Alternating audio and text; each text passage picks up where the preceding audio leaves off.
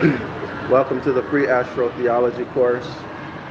Our textbook is The Devil's Pulpit. The author is the Reverend Robert Taylor. A link to the free PDF is in the description area of this video and my other recent videos, along with links to books that I have written. If you're going to buy my books, please buy them on zionlawschool.org, zionlawschool.org. If you don't want to, you could buy them on Amazon. The reason why I ask you to do that is because Amazon takes way too much. By the time they're finished with their fees and other costs, there's hardly anything left for the author. All right?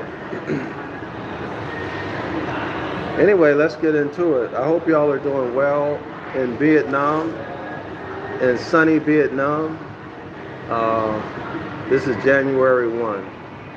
So the Vietnamese, of course, recognize the New Year. I can't remember. It's called Tet Holiday. The date changes each year. It's either I think it's the first couple weeks or the first week of February. I don't remember, but Tet Holiday. All right, Tet Holiday. Vietnamese people, the Chinese, other Southeast Asian nations, they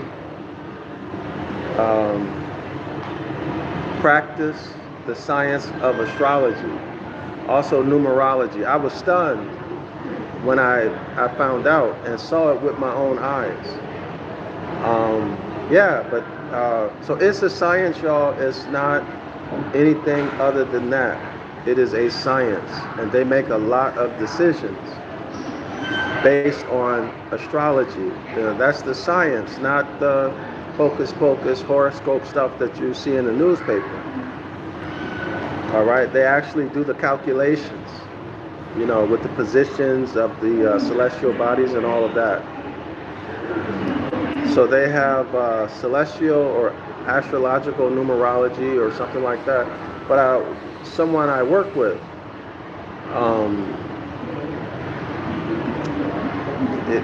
was telling me about this stuff. So of course I asked questions, and now I can see it everywhere. All right. But anyway, let's get into our lesson. We left off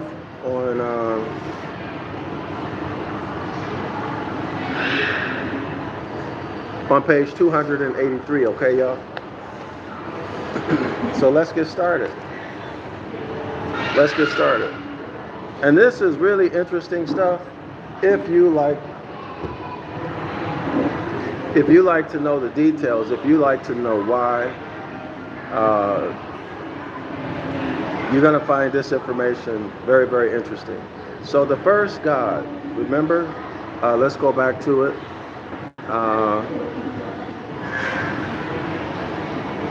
The Trinity, y'all remember the Trinity? The Father, Son, and the Holy Ghost, or the Holy Spirit.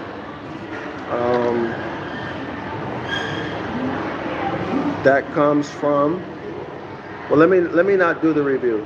Y'all go read page 281. All right, read page 281 and 282, and then that way I can just jump right into this, okay? But you should review it. Even if you were here for the last class, you should review this. So let's get into this second God, okay? This two God. Remember, there's one God. There's one God. All right? The two God, TWO-GOD, the two God, as represented by the figure 2. So remember, we're talking about the numbers 1, 2, 3, 4, 5, 6, 7, 8, 9, and where they have their origin, where they're derived from, which is the 9 months during which the Nile does not flood. Okay? So 2, when we write the number 2, the 2 God, the 1 God is the number 1, remember? The straight line standing upright on the celestial equator. Okay? The little line coming from the top, the Holy Spirit, etc., etc., etc., okay? But y'all go back and review that. So the 2 God, as represented by the figure 2, is a picture of the sun sun in the second constellation called Taurus. So when you write the number 2, that is you practicing astrology. When you write it, when you read it, when you use it. 2 is the picture of the sun in the constellation Taurus. Now y'all know Taurus is the bull. So this is the deity Baal, the deity Baal. Baal is a symbolical name for the Tetragrammaton. Baal is a symbolical name for Jehovah, Yahoo, Yahuwah, etc., etc., etc. See, astrotheology, worship of the stars, worship of the celestial bodies. Okay? All you good Christians and Hebrew Israelites out there? The 2 God, as represented by the figure 2, is a picture of the sun sun in the second constellation called Taurus. The god Baal, B-A-A-L, of the scriptures vitiated in our English utterance into the word bull. In other words, they changed the spelling, they changed the pronunciation of Baal, B-A-A-L, in English to pronounce it bull, which you spell B-U-L-L. And then they did the same magical trick, the same magical pattern. Replace the vowel, add the same consonant. You get B-U-L-L. Okay? All right? So, the sun sun enters into the second constellation, which is Taurus, on April 19th. Now, this lecture was given in 1831. I don't know if it still enters into Taurus on April 19th. Today. Maybe it does, maybe it doesn't, I don't know. But let's continue, scholars. And this little dot, y'all know the bullseye? The circles, y'all know the bullseye? Well, that's astrological too. And this little dot is the bull's eye, the star of the first magnitude called Aldebaran, an Arabic word signifying one eye, from which the sun, setting off about the 19th of April, throws off his arc to the height of reaching the tropic, that is the tropic, the midsummer day, so that's the Tropic of Cancer, right? From which whirls round the nobly arched shoulder of the animal, so that has to be a bull, right? I wish he would have spoken it more clearly, but he didn't. That's why we need images of these things, right? So we need images, and if y'all want to see this, I can have an artist paint this stuff up if y'all want to see it. Now, I've searched the internet for a lot of these images and couldn't find anything specific. Okay? From which whirls round the nobly arched shoulder of the animal, listen, to the line of the equator, which is so much below the parallel of the bullseye, as it is longer from midsummer to Michaelmas. Okay, so Michaelmas Day is, I believe it's September 29.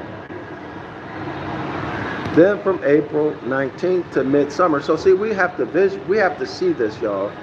we have to be able to see it. If somebody has an image of this, please share it. Put a link to it in the chat. Email it to me, yasaka@zionlawschool.org. Okay? And there he sits on the equator. So it's sounding like the bull is sitting, or Baal, the bull is sitting on the equator, right? As thus too, with his knees turned. Oh, I understand now. Okay, so imagine a bull on its on its knees on the ground, and you get the two. Y'all got it? So the head, the shoulder, the knees on the ground. Y'all got it? So the head, the shoulder, let's say the torso, and then the knees here on the ground or on the equator. Y'all see that? So hence the number 2. All right? All right. So, and thus, 2, with his knees turned under him, like an ox in the meadow, calmly chewing the cud. And so, if I am depriving you of the sugar plums of the gospel, I give you the bull's eye of philosophy. So that bull's eye, it's probably, now I don't know, I'm just guessing, okay? It appears that you can only see one of the eyes of the bull. And so hence you have the bull's eye. Y'all see it in this image where you see the head, the shoulders, and then it's on its knees on the equator. And you see one eye, so that's the bull's eye. And that's, y'all know, when they shoot the arrow at the bull's eye, that's Aldebaran, the name for what? One eye. Okay, so there you have it. Number 2 is astrology. Every time you write a number 2, every time you speak a number 2, every time you use number 2 to calculate whatever, that's astrology. That's Baal. That's the bull. Okay? That is Aldebaran. That is the star called Aldebaran. All right? So 3. Here is the 3 God. The 3 God. The Sun and Gemini. The twins of May. The shining brothers, Castor and Pollux, y'all. Castor and Pollux in Greek mythology. Of whom one represented the human, and the other brother, the divine nature in the person of Christ. So one of those twins represents the human, and the other brother represents the divine nature in the person of Christ. All right, y'all? Now, I've said this before, that Christ that y'all think about, that Christ that have been given to y'all in religion is a hybrid. That Christ that's given to you in religion is a hybrid. The human is a hybrid. It's a colorable man, colorable man. Looks like a man, but is not. Is mankind, Genesis chapter 1. It is a kind of man made from the chimpanzee, the DNA from the male chimpanzee. Okay? Which the hybrid, the Han, Uman, the human, the worship of this this historical Jesus Christ puts you squarely in the jurisdiction of the dead. Christianity is maritime admiralty law. That's what it is. It's maritime admiralty law. You are civilly dead in a religion. Okay, this is the world of the dead where the Raphaim go, the land underneath the waters, right? That the scriptures speak about. Y'all know what I'm talking about? This is the mermaid, the Oannes, the Dogon, the Mitri hat representing the Dogon or the fish god that the Pope wears, that some Hebrew Israelites wear, that some Buddhists wear. Okay, y'all, and they don't hide it. They'll tell you that it's a mitre. The Hebrew Israelites call it a mitri. Okay, it is Dogon. It is the civilly dead state. All right. Where am I, y'all? Okay, so Castor was the human. Castor was the human, and Pollux was the divine nature. And so great was their love for each other that Pollux was not content with his. You know what? What just came to mind. I'm not saying this is so, but it just came to my mind. Castor is the human. Pollux is the divine nature. Now, this is just a thought. I'm not saying this is the case. I'm just sharing a thought that just came to my mind. So the Moabites, the rightful heir, or one of the rightful heirs, and the sperm of a chimpanzee was mixed, right? Creating the hybrid. But here we're reading, Castor was the human.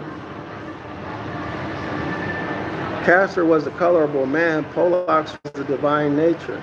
And the thought just came to my mind, what's the relationship between this or the Jacobian story or that genome that was created? I'm just sharing my thoughts.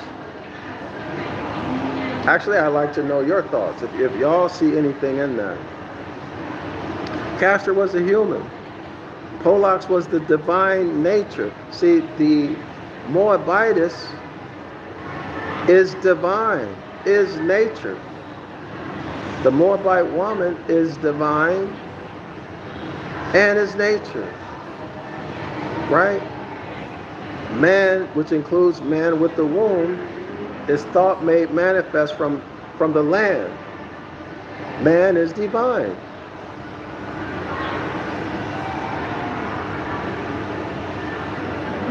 And so great was their love for each other that Pollux was not content with his own immortality. See, some people say that the hybrid, once they finish this life, it's over for them. They're not immortal. Without obtaining permission from Jupiter to share immortality with his mortal brother. So is this a brother as in coming from the same bloodline, or is this a secret society brethren? Now, I'm just sharing y'all my thoughts. Or some other type of relationship that they're calling brother. Because remember, we're dealing with, this is the history, this is the mythological history. This is the mythological history. So remember the gospel buster, the Trinity, etymology, philology, science would be astronomy and astrology, synonymous terms, and then history. History is secular history and mythological history. So is there a relationship here? I don't know. I just got these thoughts. And the boon was granted upon the condition. Okay, so he wants his brother to have immortality. So that was granted, but with one condition, that Castor should fetch his brother Pol out of hell. That Castor should fetch his brother Pol out of hell. Very interesting. Castor was born the human. And the boon was granted upon this condition, that Castor should fetch his brother Pole out of hell. So here we have the human, the hybrid, the kind of a man. The kind of a man should fetch his brother Pole, who is the divine, who is divine. That the kind of man should fetch the divine man out of hell. It seems like it should be backwards, right? It seems like it should be the divine fetching the hybrid out of hell. But the mythological story says, listen, y'all, Polax, who is Pole, Polax was the divine nature. Polax was not content with his own immortality without obtaining permission from Jupiter to share his immortality with his mortal brother, with his hybrid brother, Castor. The boon was granted upon the condition that Castor should fetch his brother Pole, that the hybrid should fetch his divine brother out of hell. That sounds weird. I wonder why. By coming down from heaven to convert him. Oh, I see it. I see it. Jesus comes down from heaven. Jesus is a hybrid. Jesus comes down from heaven and does what, y'all? He gives his life. He gets crucified and gives his life for the Israelites or for the world or whatever your religious doctrine is, right, y'all?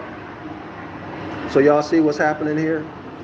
So here we have the equator, celestial equator, vernal equinox, autumn or fall equinox. Here is the sun at the summer solstice, right? So from spring to fall, this is the kingdom of God. This is the royal ark. This is the kingdom of the heavens. These are the mysteries of the kingdom of the heavens. Green, the color green dominates summer, right? Spring, summer, green dominates. But in the fall, things they begin to do what? The leaves begin to change colors. They go from green to maybe orange, brown, orange, yellow, brown, something like that. Okay, the fall color leaves. So Christ, the sun at the summer solstice is called Christ, June 21, 22. But then the sun begins to fall in altitude. So the sun is falling from heaven. Y'all see it? The sun is falling from heaven. And then when it gets to 0 degrees, which is the celestial equator, it continues to fall and now it becomes crucified. Right? So now Christ just what? Gave up his life. Christ died on the cross. Christ was crucified. Christ fell from heaven. Christ came down from heaven. Y'all see that? Christ came down from heaven, was crucified, fell below the celestial equator, which is 1 degree, and entered into hell. What's hell? October through March, 1 day before the spring equinox, the vernal equinox, the cold months. Okay, the cold months are hell. The deepest part of hell is the winter solstice, December 21, 22. Okay, y'all see that? So this is the bottomless pit. This is the bottomless pit. Dense darkness. It's so cold that it's hot. You burn in hell. Freezer burn. Frostbite. All right, y'all? So what happens? Christ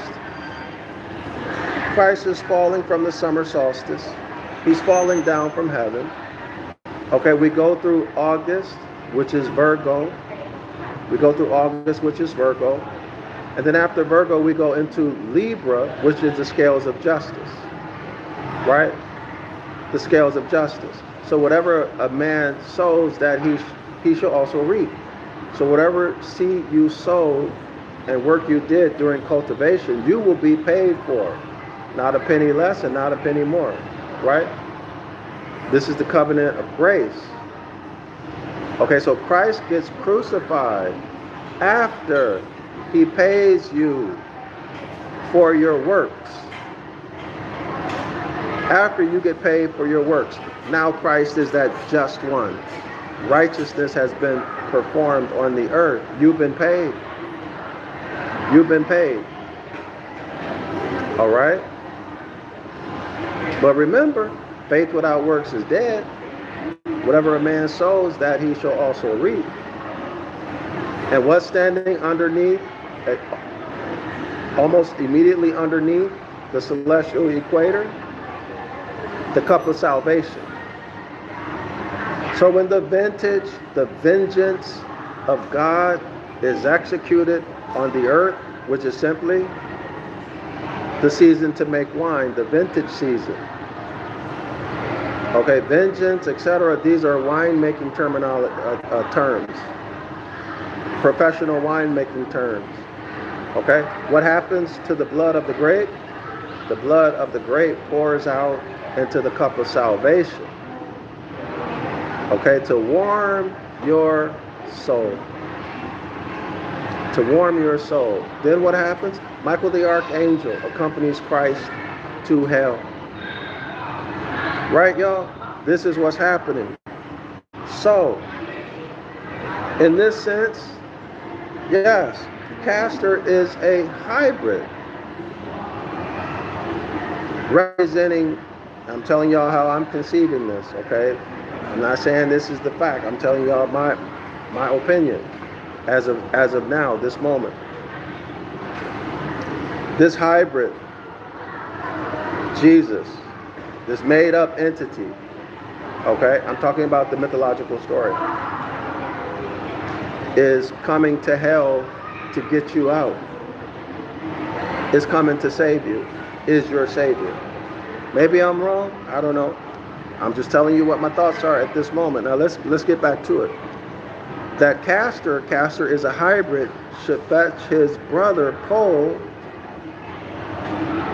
Pole is a divine nature, out of hell. Hell is also what? Debtor's prison. Hell is also debtor's prison. By coming down from heaven to convert him. So Castor comes down from heaven, enters into hell to convert Pollux, to convert the divine nature. That begs a question. What is he converting the divine nature to? And y'all know also that the divine nature, Pollux, has to consent, has to agree to be converted.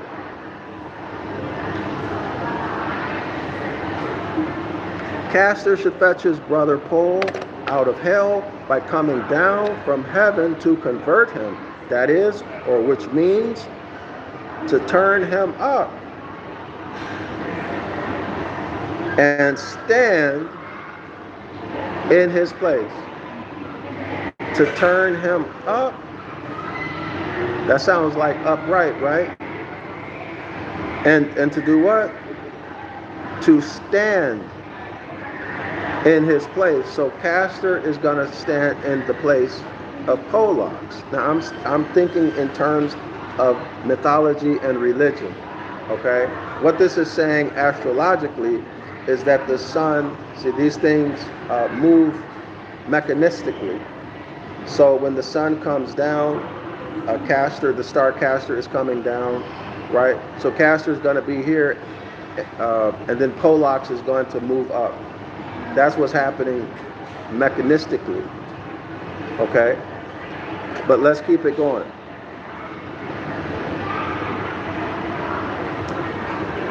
So Castor comes down to turn Pollux up and to stand in his place, so that the one was to be in heaven, the other in hell. So Castor falls down from heaven, goes to hell, Polax, who is in hell, stands up or rises up.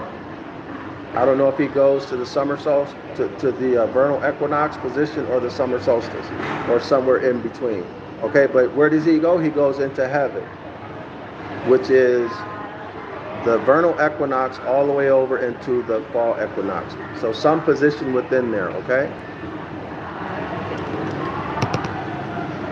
Here then is Castor, a pretty little spark, a pretty little star, about the 19th of May. Observe his history. He whirls himself around on his axis with very little ascent to the height of the tropic. So the height of the tropic is 23.5 degrees north, Tropic of Cancer. So that's position. Okay, so we're still talking about Castor. Okay, from which you trace his quadrant of a circle resting on the equator at the point of the autumn equinox. Thus, hold on. Okay, so what next? Thus, page 284. Now then, for a leap into the dark. Now, Castor, go and fetch your brother Pole. You are not the first saint that went out of the world by means of a line. So that line would be the celestial equator, from what I understand. Yes, listen. Down to hell, and say I sent thee thither. So it's everything that I just said, right? Below the autumn equinox, that's hell, the winter months. Okay? And remember, the equinoctial, the tropics are at 23.5 degrees north and south.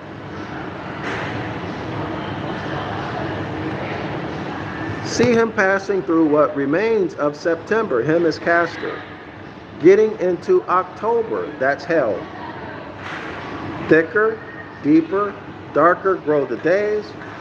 Okay, remember, in the wintertime, the nighttime hours get longer. The nights get longer and the days get shorter. So therefore, it means the temperature falls, right? It gets colder. This is hell itself. Let me read that again. See Castor passing through what remains of September. All right. August goes into it's in Virgo, and then late September it's in the scales of Libra, the scales of justice, right? Libra, and now it's in deep October, and what it says here. Getting into October, thicker, deeper, darker grow the days.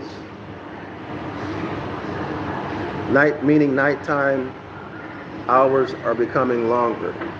The daytime hours are shorter. Longer nights, shorter days. This is hell itself, but this is not the worst of it. He must not go to hell, but he must go to hell and Tommy. Tommy, that's doubting Thomas, okay? We'll get it. The author makes it clear. He must go to hell and Tommy, who is the bottom of the bottomless pit. So the Catholic Church recognizes the festival of St. Thomas on December 21. Okay? So the winter solstice is on December 21, 22. That's when the sun is at its lowest point in the southern part of space. So this is the bottomless pit that I talked about a little bit earlier. Okay, y'all? So not only does he go into hell, which starts at October, but he must go to the bottomless pit, which is the winter solstice. So Castor will be in the position of the winter solstice, of the sun in the winter solstice. Y'all understand? So St. Thomas Day, sirs, which is the 21st of December, the lowest point to which the sun can possibly descend, and this is called what, y'all? the Tropic of Capricorn. The Tropic of Capricorn. So that's 23.5 degrees south. 23.5 degrees south.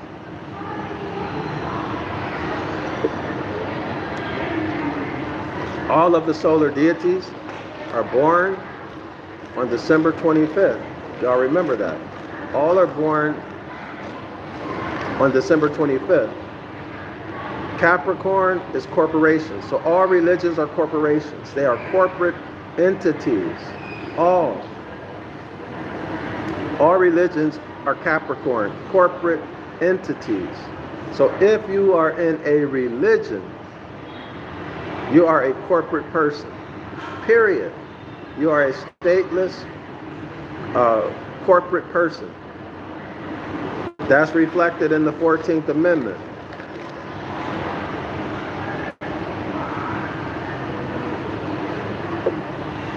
That makes you a bondman or bondwoman. That makes you civilly dead, civil liter mortuus.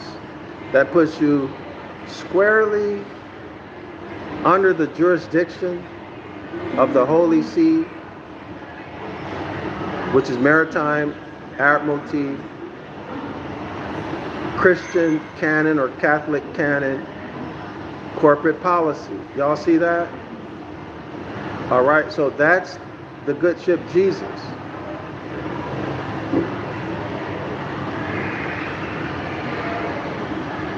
Okay, you've been shipped out of your nationality into a corporate state, into a religion. Doesn't matter which religion it is. Well then, I have brought my little Castor to the lowest pit of hell in search of his brother Pole. Pole is the divine nature. Pole is divine nature. And behold, Pole is not there. So Castor went all the way down. Castor fell from heaven, went all the way down to hell. And then his brother, who is divine nature, isn't there. He's not in hell. He's not in the bottomless pit. Methinks I hear the distress of the heavenly brother. So my question is, what is this hybrid doing in heaven? I'm talking about the mythological story. Also the religion. What is a hybrid doing in heaven?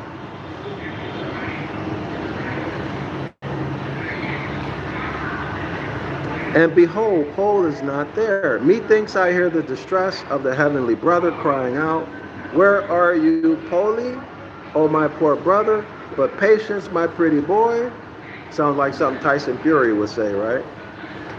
Turn round the bottom hell, clear to the Tropic of Capricorn. Ascend as the days grow lighter as far as the 25th of January. And at that point, exactly you will find your brother Pole, exactly answering to this map of the whole adventure, which is the figure 3. So this is 3, right? We write 3. So now how is this going to play out? So y'all listen. So Pole goes to hell, which is the winter solstice. I'm sorry. Castor goes to hell, which is the winter solstice. And as Castor is falling from heaven, entering into hell, when he gets into the winter solstice position, now 30 days, which would be what, y'all? 30 degrees? He said January 25. So January 25, Pole is at the location or 30 degrees forward, which is January 25. 1 month, right?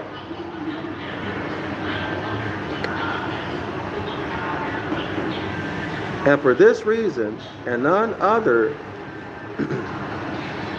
that on that day, the 25th of January, the church has fixed the festival of the conversion of St. Paul. St. Paul, Polak, St. Paul, just 1 month from Christmas Day. Hey y'all, put a 1 in the comment section if you hear music. I don't want the video to get flagged. Can y'all hear music?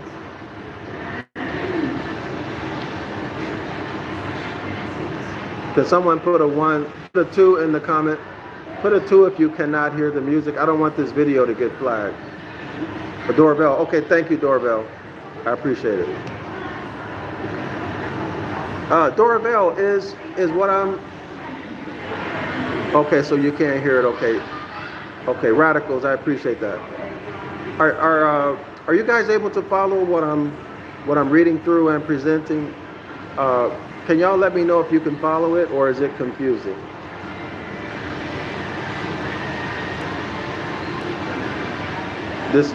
This information about Castor and Pollarks, or can y'all give me your thoughts on the discussion about Castor being a hybrid,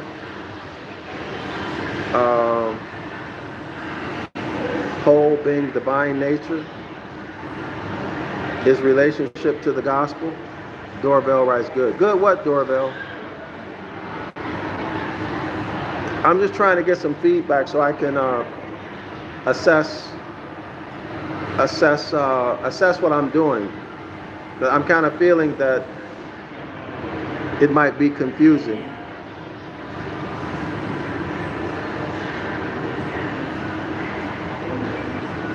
Understand? Oh, okay. All right. So do I need to adjust anything on this? More detail, less detail, or just keep it moving?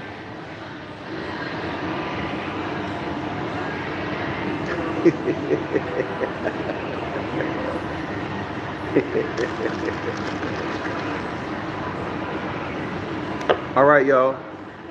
So this whole story is how we get the number 3. This is the origin of the number 3. It's astrological origin. Okay. Now I see the sun falling.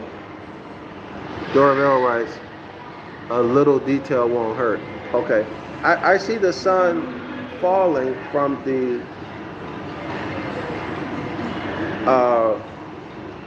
summer solstice. I see that. I'm trying to put in my mind together these orbits on how it forms this number 3. Radicals write, connection between the hybrid and the celestial, and the celestial connection is vague. Okay, so Jesus is a hybrid. The historical Jesus is a hybrid. The deity, his mother is a mermaid. There's also there's iconography. Y'all check my public post. The Catholic Church will have a picture of his mother Mary, and on her breast she has a fish. She has a fish. Right? She has a fish. So this fish is a clear representation. This is Pisces. This is Pisces. So Dogon, or Oannes, is half fish, half man. His mother Mary is the mermaid of the sea, the mistress of the sea. So that's half man, half fish. Half man, half fish, that's Oannes, that's Dogon. So since this is Jesus' mother, he has to also be a hybrid. Is that clear? But the hybrid is also the created creature in Genesis chapter 1, the Neanderthal. Right? This is the Neanderthal. Now, so you should, Darrell-El, I know you're well aware of this. Esau mixed his seed with the hybrids. Right? Radicals, I get that, the origin of the... Oh, so there's a hybrid, the angels who came down and had sex with women, and they produced hybrids. So that's one line. These are typically called the Nephilim. So their later generations were called Raphaim. But when they expire on the earth plane, they go where? They go to the land underneath the waters. Okay, in other words, they metamorphosize to become mermaids. So, for example, JC, the Christ figure, in the story about the man possessed with the legions of demons. Y'all remember that story? JC told them to get out, and what did they do? They ran. They were in a herd of pigs. He sent them into the pigs. What did the pigs do? They ran over the cliff to get back in the water. Okay? So when the Raphaim expired, they go to the land underneath the waters. Deep seas. Oannes, Dogon. Now, of course, that's my opinion. Right? So I'm not telling y'all that this is the way it is. It's a doctrine. I'm just telling you that's how I put 2 and 2 together.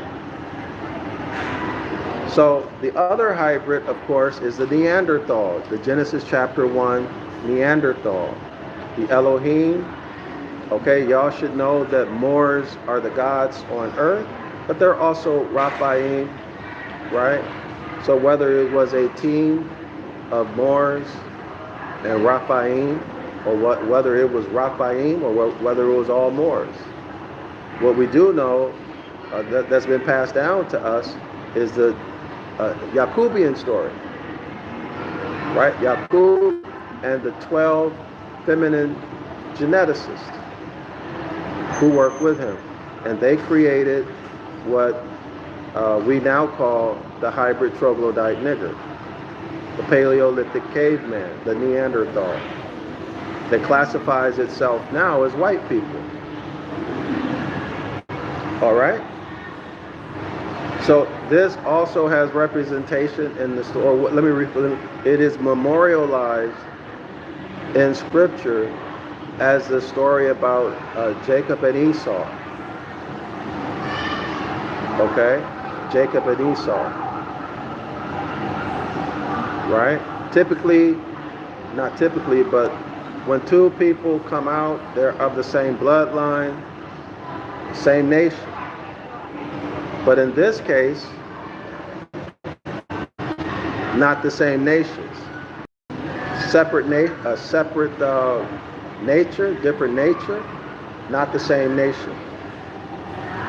So this is what we would expect, right? A human, by definition, is, according to the law dictionary, the baby comes out, it's a monster, right? Human is a monster. A half human, half chimpanzee, that's called a monster, right? It comes out of a woman. The mother and father could have been, connotatively speaking, married, but yet that monster cannot inherit. Why? They're not of the same nation. They don't have the same bloodline, although came out of the same woman.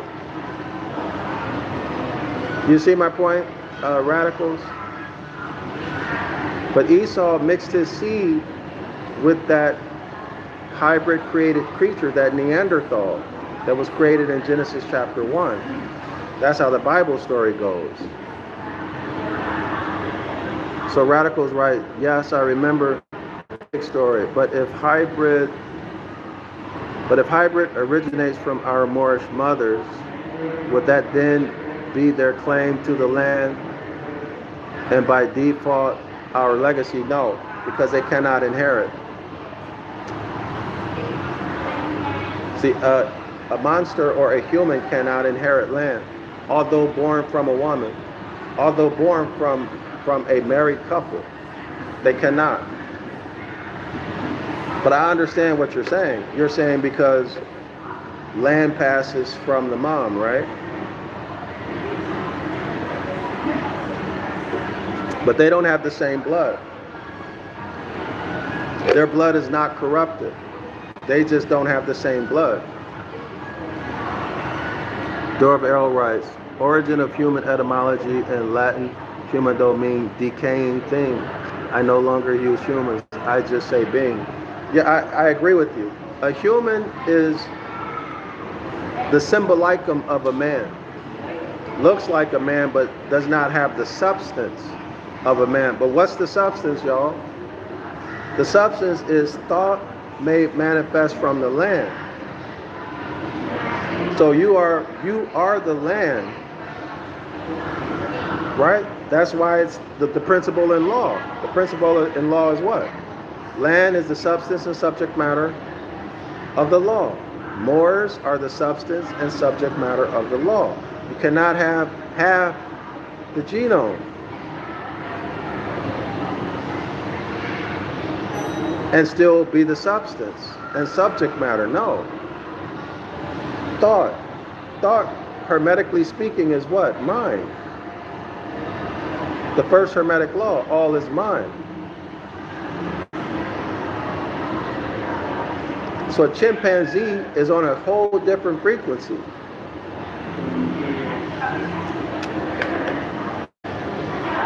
Chimpanzee is not thought manifest from the land.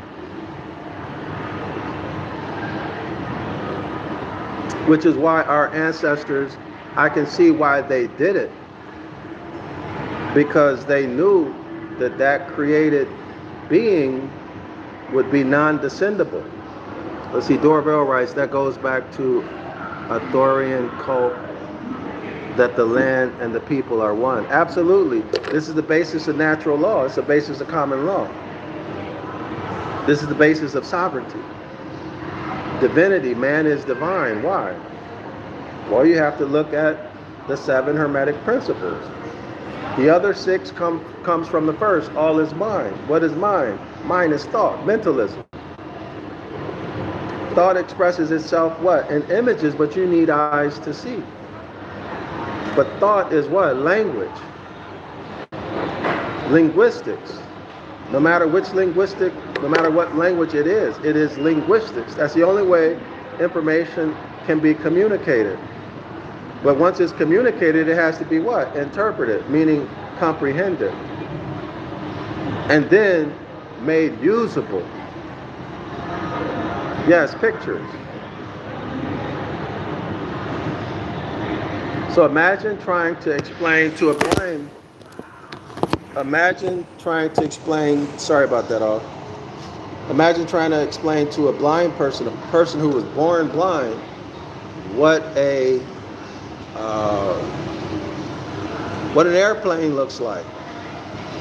They don't have the apparatus, they don't have the sensory system to do it, to comprehend it.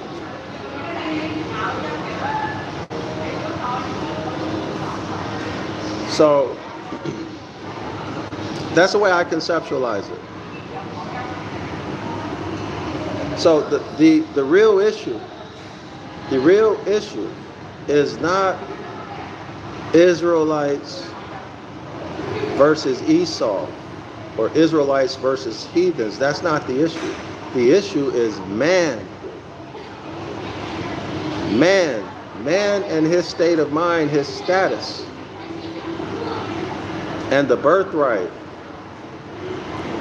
That takes you squarely to Exodus chapter 20, which are the commandments, and then Deuteronomy chapter 28, the terms of the contract, or Deuteronomy 28, 1 through 14, which are the blessings for following the Most High's commandments, which means living harmonically with nature, right? That's what being a Moor is all about. Living harmonically with nature, but in order to do that, you need to what? Observe and understand nature. In other words, you need to do what? You need to follow the principles of your ancient foremothers and forefathers.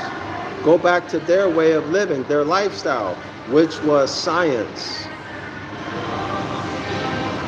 Observance and study of the natural sciences. No religion was ever involved in that.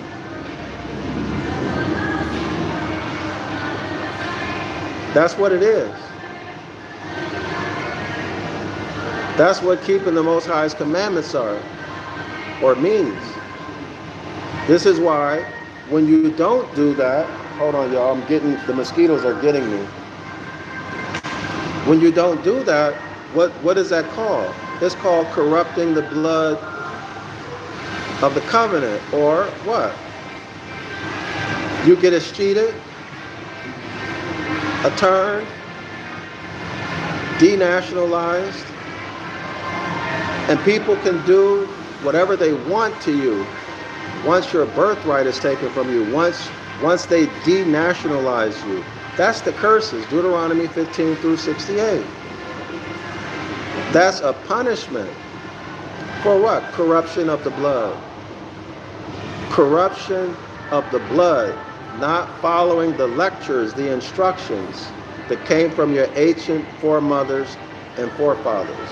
That's called breaking the Most High's commandments. All right? So, we need to be ourselves. What does it mean to be ourselves? It means to be nature. What is that? It means you got to learn what nature is. Learning what nature is to learn who you are, because you are thought made manifest from the land. You are those 7 hermetic laws that express themselves as the cosmos, the universe, the celestial bodies, the zodiac, right? Darrell-El writes, to be natural, absolutely. See, the essence of that is don't harm anyone or yourself. Right? When we relate to each other. That's the essence of it. But what the hybrid did through religion, through Catholic Church, they sought to beat out, to kill off our ancestors who were the skilled craftsmen, the professors, the engineers, the architects, right? The medical doctors, hold on, let me see. Radicals write, so why in law does the hybrid need to have you publicly sign off or acquiesce to their judgments, orders, even if through fraud or subrogation? Well, because consent, that's a natural law. See, it's a natural law. You have a right to contract. That's one of the natural laws. But see, didn't Esau give away his birthright? Or so the story goes, right? He had no respect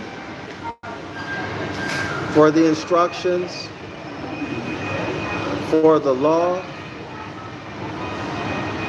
that was told and taught to him by his mom and dad, uncles and aunties, grandparents, great-grandparents, right?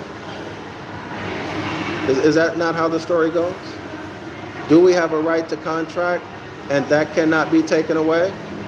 Isn't that a constitutional principle? Has its origin in natural law. So they need you to consent. Because why? Because you are God. You are God. You must, as God, speak out of your mouth or with your pen.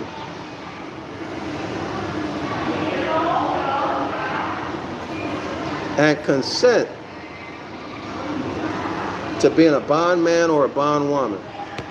Because remember y'all, there's a Roman maxim of law. For him who's so indifferent, who doesn't care, right? Or who's so stupid to be cheated, let him be cheated. If you go to the Philippines, this is probably in other Spanish-speaking countries, I don't know, but I know this in the Philippines. They have an expression, S. S, they'll say S and then something. S cheat. S cheat.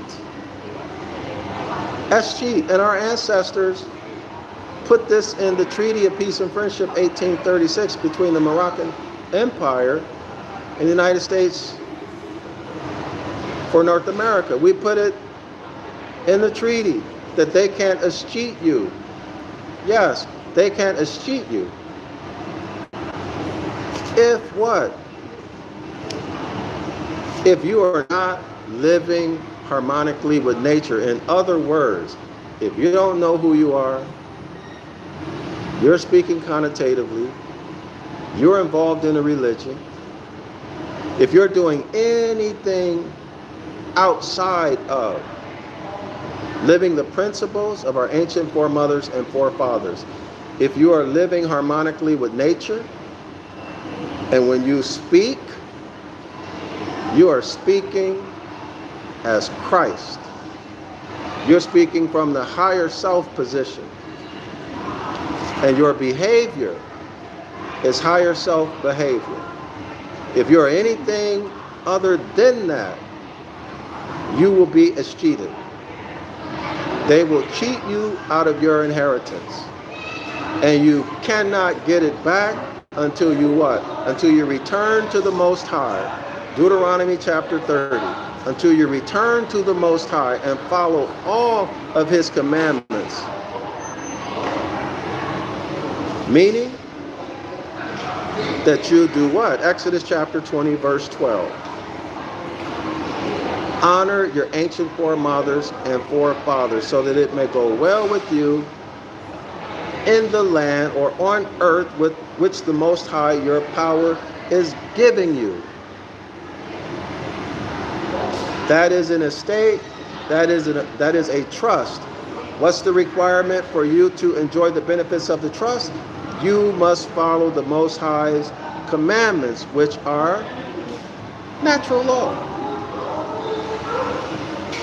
Period. The highest of which are love, truth, peace, freedom, and justice. So this is why they do that, because you are God. That's why they say when they arrest you, at least they used to, I don't know anymore, I'm not there. Anything you say can and will be used against you. Why? Psalms 82:6. All of you are gods, sons of the Most High. Yet you will die like men. All of you are gods. So when you speak, God is speaking, and the will of God will not return without results. So this is the Hermetic law of what? Cause and effect. You out here living outside, out of harmony with natural law, you're breaking them, which means you're breaking the Most High's commandments. Okay, you put a cause out, what's the effect? You will be turned and escheated. All your inheritance will be hypothecated. You will most likely be inflicted with disease, chronic disease, acute or chronic disease, some form of personality disorder or mental illness, and you will die. Let me rephrase that. Your lifespan will be shortened, and you will experience much misery, but definitely poverty and shame. Darrell-El writes, yes, they still use Miranda right. Okay, thank you, Darrell. So this is what's happening. This is very fundamental. This is there's nothing astonishing about this. You need to agree, because you are the power. Period. You're the power. You're the sovereign. They're foreigners, let alone hybrid. They have no birthright. So once you understand they have no birthright, what does it mean? You have no ability to inherit land. That means every generation is going to be what? Just like yours. Poor. Starting from scratch.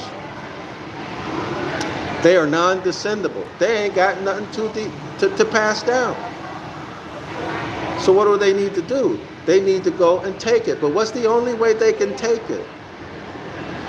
The only way they can take it is if you are not following the Most High's commandments. You're living out of harmony with nature.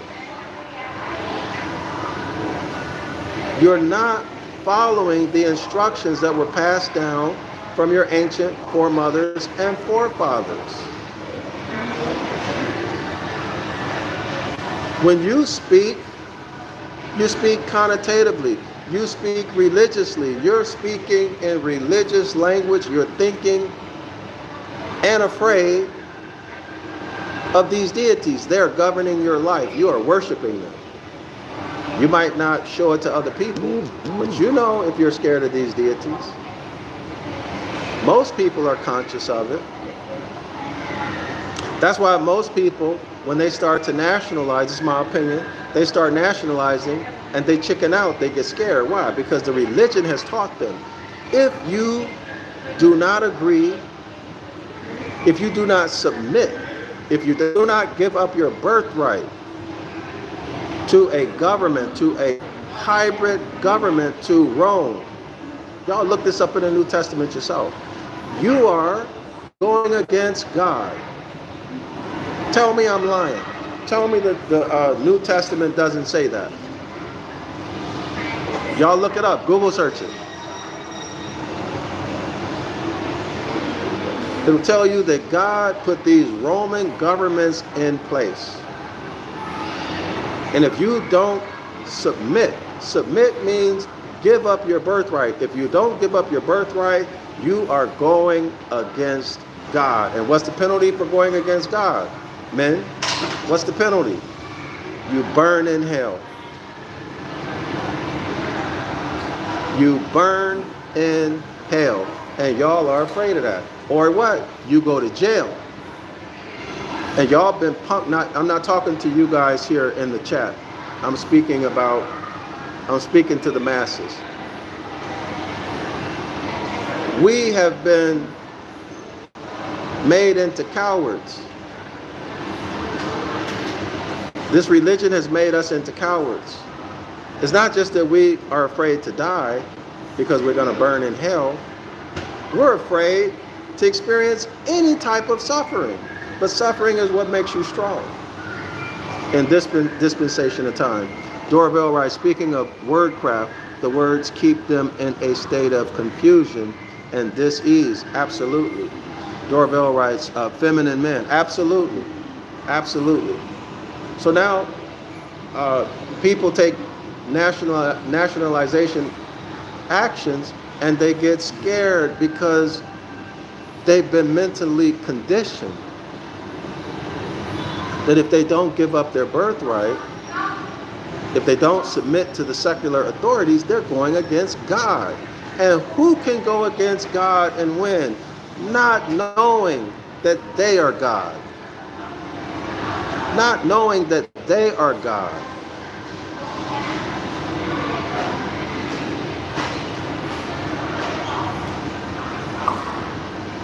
So, they turn you into a coward using the Hermetic law, mental gender, and and rhythm. Turn you into a coward. But what they don't do it, they put the hypnotic suggestion there so that you can make that cuckoo egg your own. You turn yourself into a coward. All right? With yourself, but they're using natural law against you. They're using various forms of psychic attacks against you without you knowing it. See, y'all, okay, let me read this. Radicals write, they are maintaining a foothold on the land via trust and trust fund babies. How can that be overcome? Any ideas in law? No, brother, they are cheating us. They are cheating us. For everything I just told you. They have no power. That's the thing you have to realize. They absolutely have no power. Their power is derived from your participation and your consent. Okay, so we are under a spell.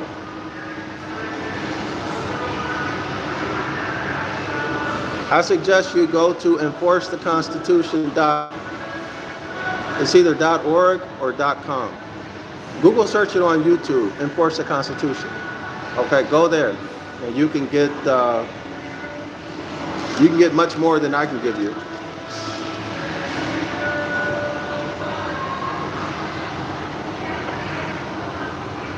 All right.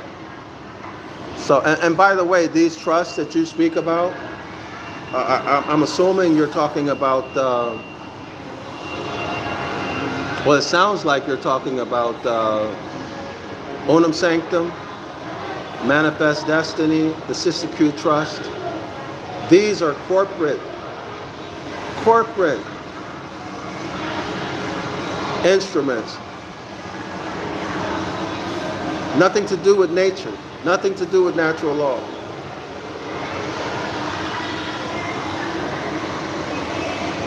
It's religion. It's religion. So we have to separate ourselves. That's the world of the dead, corporation, the world of the dead. See, remember the land under the sea where the Dogon go, where the dead go? Okay, so you need to be civilly dead. You need to be dead in order to participate in that jurisdiction. That's the point I'm trying to make. So for example, when you declare your nationality and you start to nationalize, well now, guess what? You're resurrecting yourself from the dead. You have resurrected yourself from the dead. Now you need to go back and correct any type of consent that you have given by your participation in that system, meaning you got open or inactive cases or records with them in their court system, etc., or in their government, in their de facto government departments. Radicals rights, got it, true that, thank you, brother. Okay, glad to be of help, but go check out that website. Also check it out on YouTube, Enforce the Constitution, okay? That's the best place to start. But the radicals, what I can say to you is this. You are God. You have the power, although you don't realize that yet. They have no power. The only power they have is through your consent and acquiesce. And when you speak, if you are a Moor, Genesis chapter 2, verse 7, if you are sprung from the soil, if you are thought made manifest from the soil, then when you speak, God has spoken. And that is the power. And any hybrid or any 14th, any bondman or bondwoman is inferior. They have no standing. You have standing. You are God, the Lord on earth, the God on earth.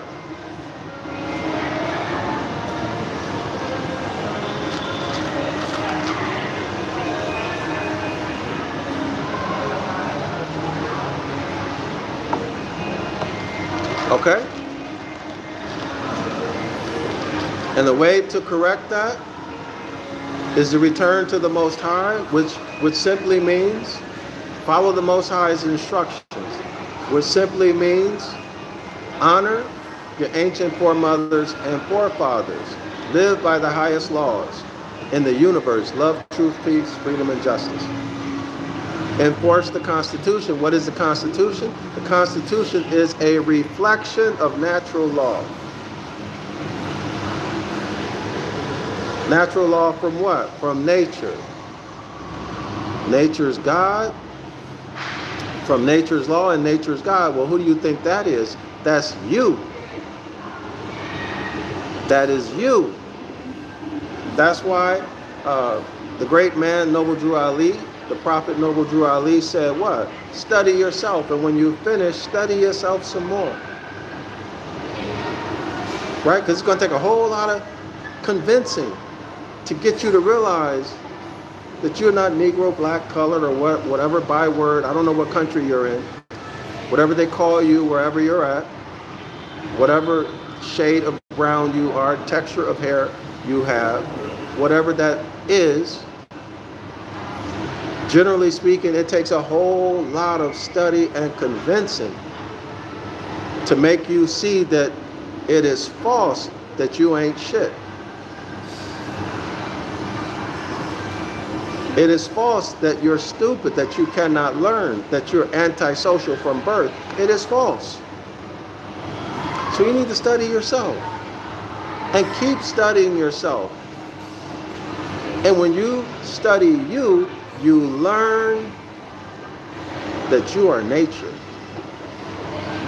that you are God, that you are eternal, never been subject to birth, never been subject to death. You always have been, and you always will be. You are the great I am. Okay, that is who you truly are, not the moods, the compilation, the history. I don't know how old you are, how many years you have, as they say in some European countries. I don't know how many years you have, but you are not the history of moods, emotions, programmed behavior, habits, and all of this stuff that you call you, which has changed from birth until now. You changed, right? But that's not you. That's not you. Okay? That's the expression of what in religion is called the Holy Ghost, the Holy Spirit. In modern psychology, psychiatry, they call it the subconscious mind that manifests in moods, behaviors, habits, likes, pleasures, pains, conditions and situations in life. These are all products of what? The creation of your subconscious mind, the creative effect of the Holy Spirit in you, God in you. So you're not who you think you are. That's that cuckoo egg I told y'all about. But the real you is the Father, the masculine energy, right? Remember the Hermetic law, mental gender? The masculine mental energy that exists outside of the body according to medical science. The Most High, the I be, the I am, the great I am, Exodus chapter 3. All right? That tells his will or exerts his will on your what? Holy Spirit. But that process has been hijacked. All right? Because what? Your enemies are exerting their will on you. Because you're masculine mental. When I say you, I'm talking to all of us. Well, to the masses, rather. We have a weak mental energy. We don't know our nationality. We're not following the instructions of our ancient foremothers and forefathers, right? We've corrupted the blood of the covenant. So they're able to use psychological techniques, okay, which is the will, that masculine mental energy to interact with us. In other words, you watch TV, listen to music, and it hypnotizes you. And you begin to produce speech, thought, and behavior that you think is you, but it's not you. There's a puppet master, okay, behind it. So the nigga is the creation of our enemies. Enemies as defined in Deuteronomy chapter 28.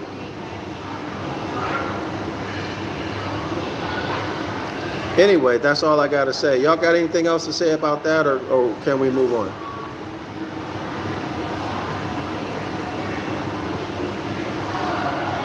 Watch the video that I did about Pisces, about Capricorn. Watch the video that I did about there's a Neanderthal on a stake. I think he's on a stake or on a cross. The video that I did with Pinocchio, you're going to see Semitic goes back to monster. Yes, Semitic goes back to monster. This is the human. And they softened it up. Okay? When you study Genesis chapter 1, you will see that that's an hermaphrodite. It's a different creation story than Genesis chapter 2. In fact, it's no creation story at all. It is the story, it's the Yaqub story. Watch the video that I did, a critical analysis of Genesis chapter 1 and chapter 2. Y'all watch that. Radicals write Pisces, will do, thank you. Y'all watch that and then you can get all of this information. I've done videos on each of the papal bulls. Y'all can get that information. I do it just like I'm doing now. I read through each one. So I'm not talking about it or around it. In that video, I read through it. Okay, word for word, the whole document, give commentary. Did it a couple years ago. Okay? So you get each of the full papal bulls. All right. So let's keep it going. So, and for that reason, and none other it is, that on that day is January 25, the church has fixed the festival of the conversion of St. Paul. So Paul's conversion is when the star Pollux is 30 degrees or 30 days ahead of the winter solstice, which is where Castor, the star Castor now is. Okay, y'all? So the Catholic Church set that up. So that tells you this is purely and only astrology, which is just 1 month from Christmas Day. Y'all see that? And Castor recognizes his brother Pollux in hell by his black eye, which he got in boxing. From whence, now of course he's being sarcastic, right? Which he got in boxing, from which his name Pollux, which signifies a pugilist, and his type, the black eye, which terminates the figure. And it is even none other than the god Pollux, defined by the black eye as being bruised. Uh-oh, y'all. Who else was bruised? Darrell-El writes, Semite goes back etymologically to Simeon, the Han Uman. Absolutely. This is the monster. So Han Uman, H-A-N-U-M-A-N. Delete the A-N after the H and you get H-U-M-A-N.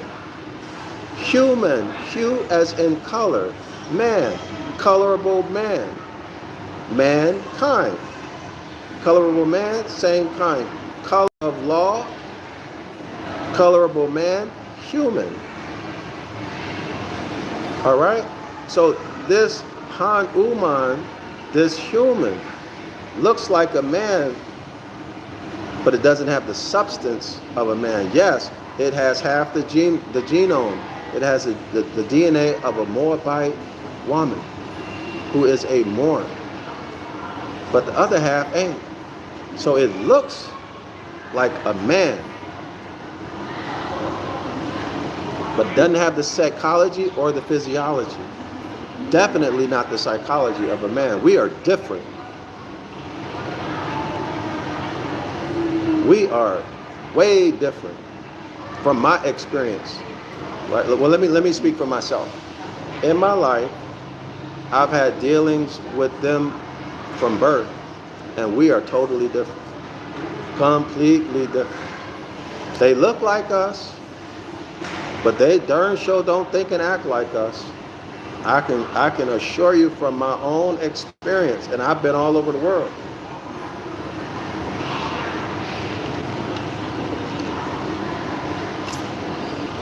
But the main point is this.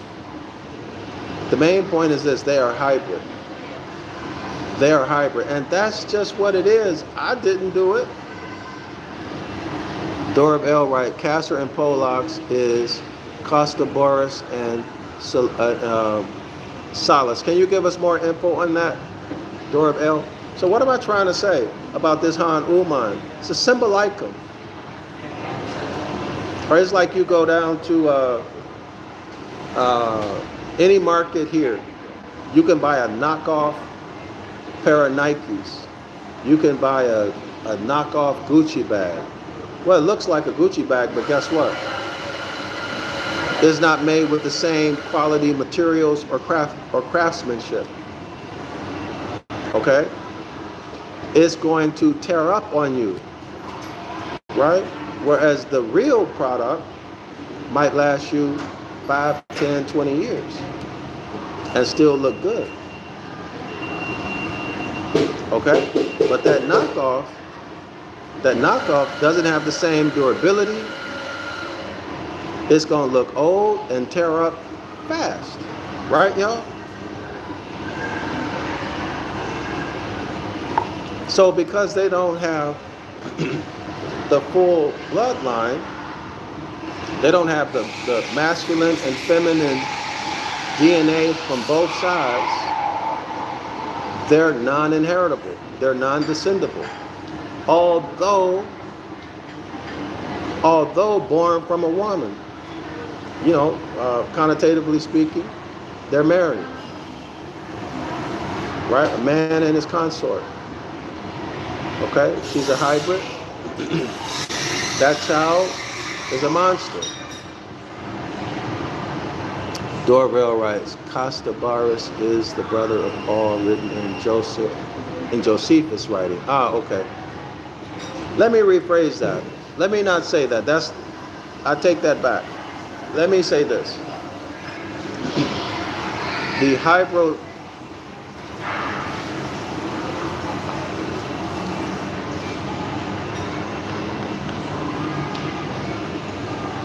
Let me take that back. Let me say this generically. The hybrid has no inheritance. Okay? The hybrid has no inheritance, cannot receive an inheritance, and cannot give one because it doesn't have one to give. Okay, y'all? The hybrid.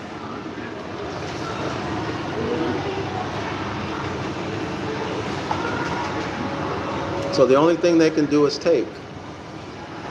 Okay? The only thing they can do is take. So I retract what I just said. Y'all don't go quoting me.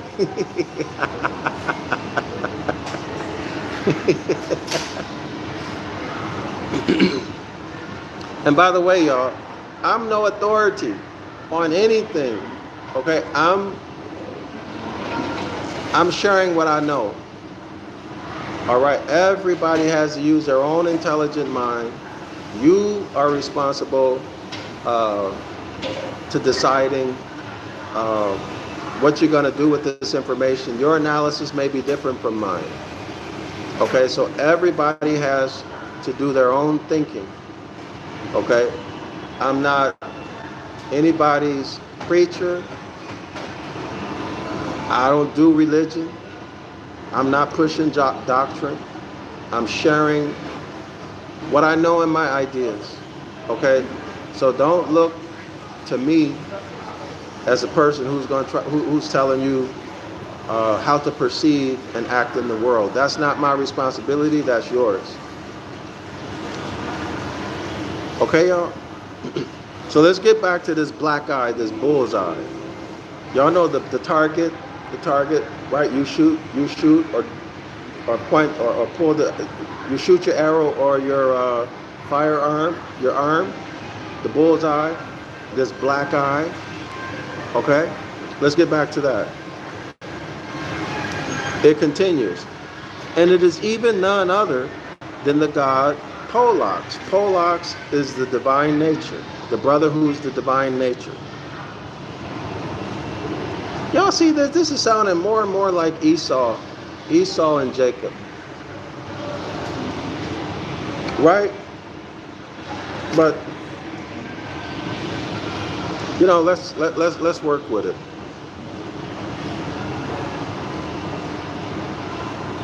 The hybrid and the man.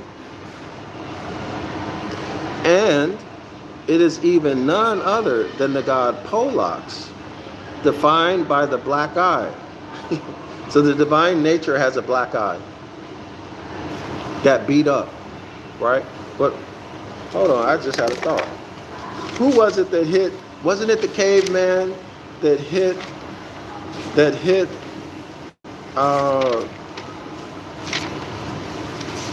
What page is that? Page 255. Let not the wicked to hurt me. Let not enroll of the caveman, Neanderthal, let not enroll of the cave again assault the sacred person of Hiram Abiff, the immortal widow's son, the divine widow's son. Polax is the brother who is divine, the divine nature.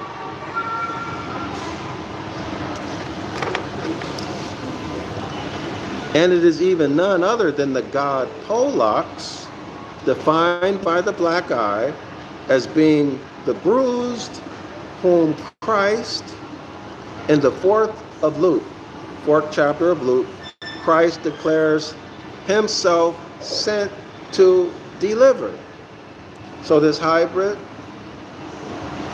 declares that he's sent to deliver the divine man. Quote, he hath sent me to preach deliverance to the captives and to set at liberty them that are bruised. Now, them that are bruised, that's Deuteronomy 28:15 through 68, the curses, right? Y'all following me? Darrell-El, radicals, y'all got any thoughts on this? Y'all follow me?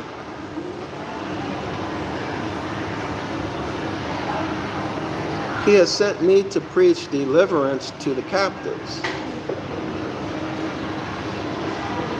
To the captives. The captives would be what? Those who are sent back into Egypt, sent back into the house of bondage on ships, on the good ship Jesus, religion.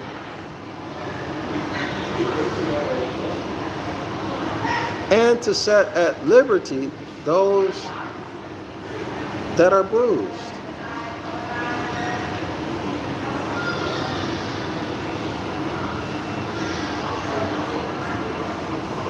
Well, this is very interesting. Because the Most High offers us, when we return to the Most High, what does the Most High say? He's going to give us our inheritance back. Not only that, but he's going to make us more wealthy than even our ancient ancestors were. The return of our fortunes. Deuteronomy 30, y'all look it up. But this religion, this hybrid Christ is offering you what?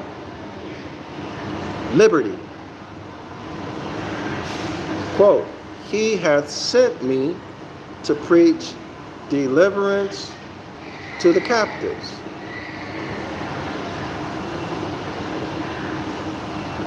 And to set at liberty them that are bruised. To set you at liberty to do what? Go walking around, you ain't got no land, you ain't got no animals. Okay, so now you've been set at liberty. That's the, what was it called, y'all? The Emancipation Proclamation.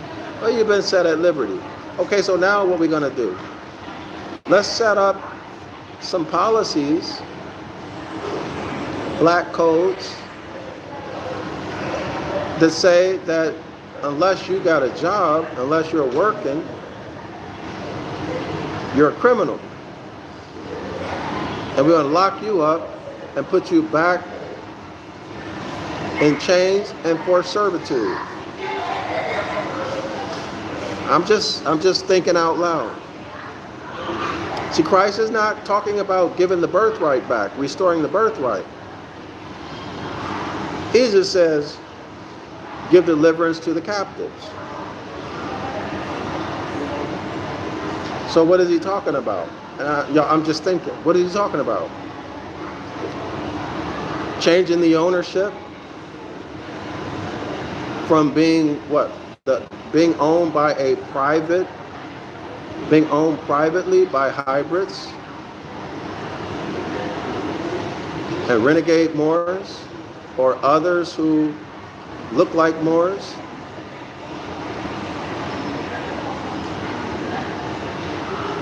Changing the ownership to the corporate state. Y'all see what I'm saying?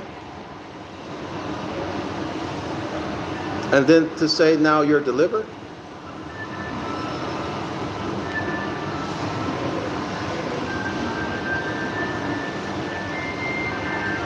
Okay, y'all, you know, I'm just trying to think through it. Put two and two together. Maybe I'm wrong, maybe I'm right. But the idea is to think. Think. The two dots, then, of the figure 3 are the one, the summer. I think I see it. One, the summer, and the other, the winter solstice. So let me show y'all. Let me draw this real quick.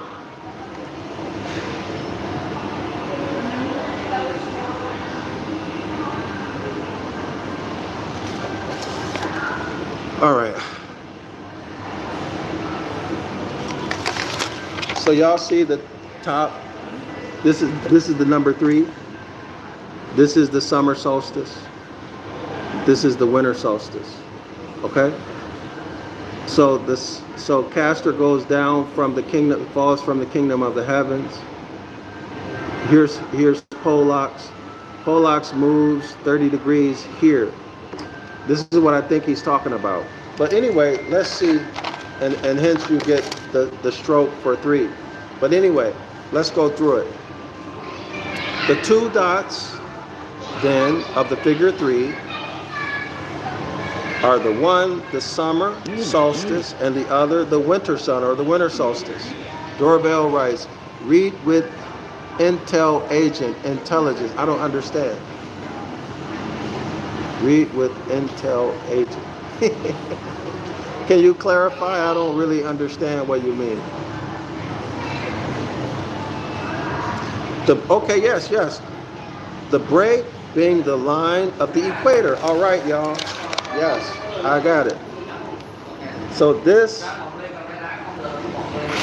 is fun to figure this out. This is the equator. So this is the summer solstice. This is the equator. This is the winter solstice. So this is the sun and the summer solstice. This is the equator. Remember, Castor goes to hell, right, to find his brother. He falls below the celestial. So here's the kingdom of the heavens. Castor is going to hell, which is below the equator. This line here is the equator. And now here is Castor here. So Polax is going to be 30 days or 30 degrees ahead. January 25th. Okay, y'all? So that's how we get the number 3. Darrell-El, I don't understand. Read with intelligence. Can you verify that? Okay, y'all. So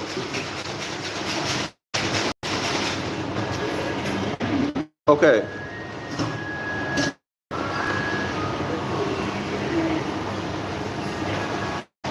So let me read this last part of that. Oh, so door in, enter, tell, speaking, or story, agent. Oh, what's the agent part though? Yeah, I get the intelligent part. What's the agent? So in, this is reminding me of how how I would explain the word description, the scribbling, right? Telling what you see in your mind's eye. I think it's the same thing. By scribbling, the scribbling is writing, y'all. Speaking or story, the memory.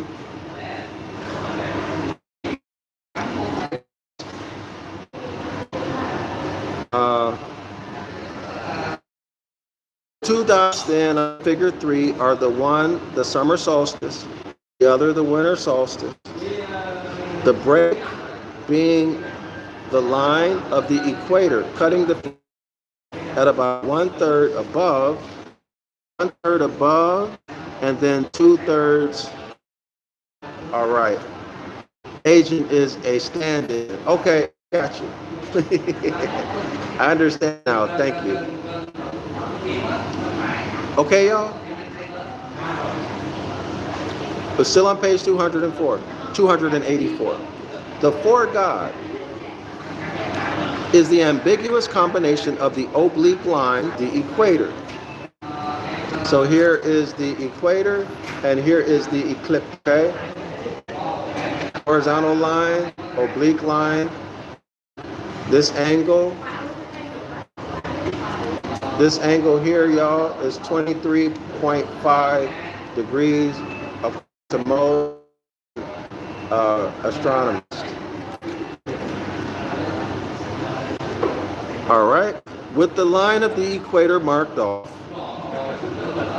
with the thick black line which measures on the equator so much where the sun must be crucified. Okay, now God, so number 4 is the crucifixion.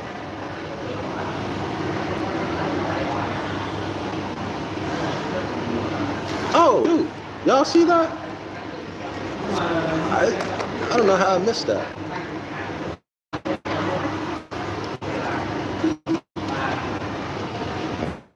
Let me see if I can. I don't know. Like that, the number 4. Y'all see it? The number. See the number 4?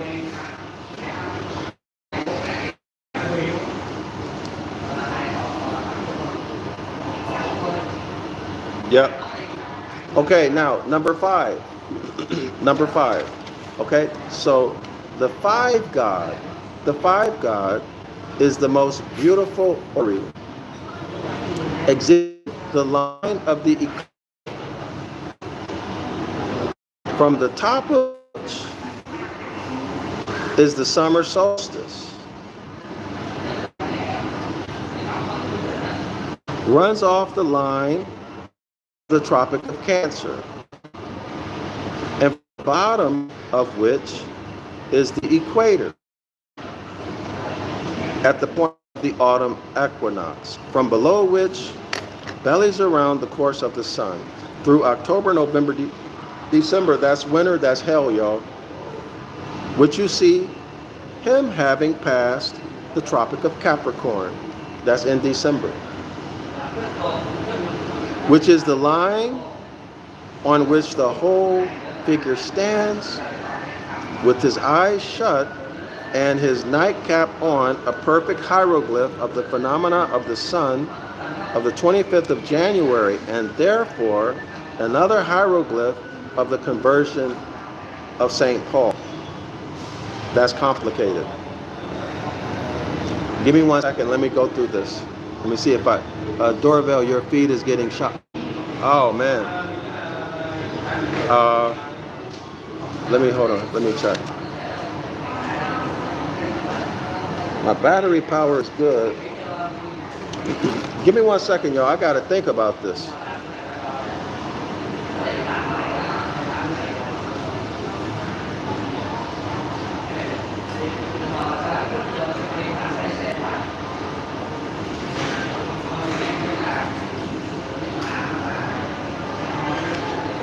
Okay, so here we are. This is the ecliptic, y'all. This is the ecliptic, the apparent path of the sun. Okay, it says here at the top. So at the top, where are we? It says from the top of which is the summer solstice. So we know that we're where? 23.5 degrees north, Tropic of Cancer. And from the bottom of which is the equator. Okay, so here's the equator. We know the equator is 0 degrees. And from the bottom of which is the equator at the point of the autumn equinox. So we're in the covenant of grace. The sun is about to go into hell. From below which bellies around the course of the sun. So the course falls below the ecliptic. That's what he's talking about. Through October, November, and December, where you see him is the SUN sun, having passed the Tropic of Capricorn. Okay, so now we're at the winter solstice. We're now 23.5 degrees south, which is the Tropic of Capricorn. Okay? Do y'all see that this is repetitive? The only thing that's changing really are the descriptive words, but the mechanics of it stays the same. The stories change, is what I'm saying, but the mechanics, the movement of the celestial bodies, the zodiac and the sun's movement, the celestial equator, the ecliptic, the solstitial points, the equinoctial point, it all stays the same. The only thing that changes is the story. And the story changes depending on what? Which zodiac sign or which constellation the sun is in. That gives you a different set of mythological stories, etc. Each zodiac sign has its own what? Personality, attributes, characteristics. So the sun fully takes on all of that whenever it enters into a new zodiac sign. So those things change, but the mechanics stay the same. Okay, so now let's continue. So we're into the winter months where you see the sun past the Tropic of Capricorn, 23.5 degrees south, according to most modern astronomers, which is the line on which the whole figure stands. All right? So that's the equinox. The whole figure stands on the equinox with his eyes shut and his nightcap on a perfect hieroglyph, etc., etc. So this,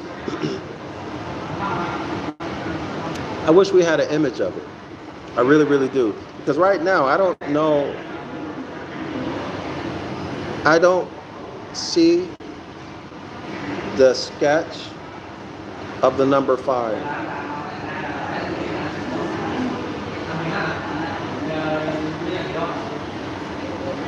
Okay, so maybe somebody else sees it.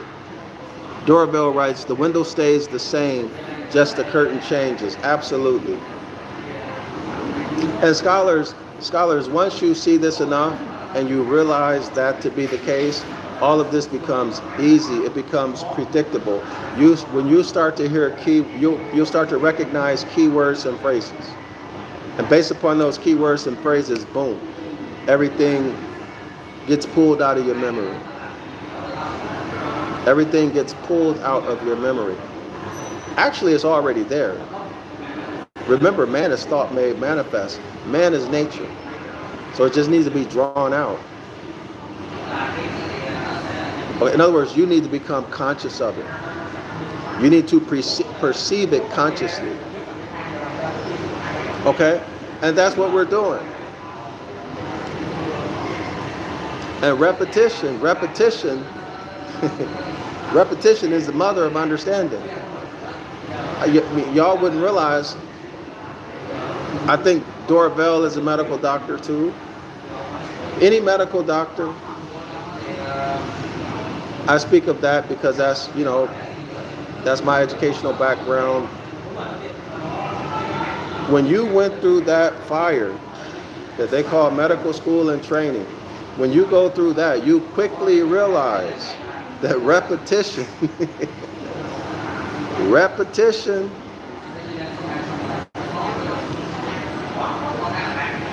we used to say, if you see it, you won't forget it. The more you see it, you won't forget it, right? The more you see it, you'll easily recognize it. Why? Repetition, I don't want to say that is the mother of learning, but the more you see something, you can easily spot it, right? You develop a clinical eye, you can just look. I remember I could just look at a patient, boom, I already know. But you know, you got to go through the whole process to confirm it. But I could look, and I pretty much know what the problem is.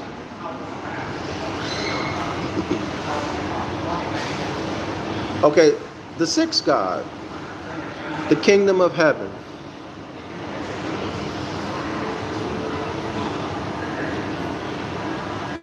Is open to all believers. Well, that's the first problem, right? So now we're in religion. The kingdom of heaven is open to all believers. You have the sun sun's full and open disk standing upon the line of the equator. Y'all got that? The sun's disk. Here's the celestial equator, and here's the sun. Standing on the line, that's 0 degrees, okay? Well, let's say this is the sun. Here it is. The sixth God, the kingdom of heaven, is open to all believers. You have the sun's full and open disk standing upon the line of the equator, whirling himself into rotundity upon his own axis, all right? And his reign through the summer months beginning at the vernal equinox. The summer months begin in spring, y'all, at the vernal equinox. Here's the kingdom of heaven. So from March 21, 22, thereabout, June 21, 22, summer solstice, and then somewhere around September 21, 22. Maybe 29. Okay, that's the kingdom of heaven. These are the summer months, and then this is the winter months. Okay, these are the winter months. All right, this is hell. This is the sun at the winter solstice. That's the bottomless pit. Right? Okay.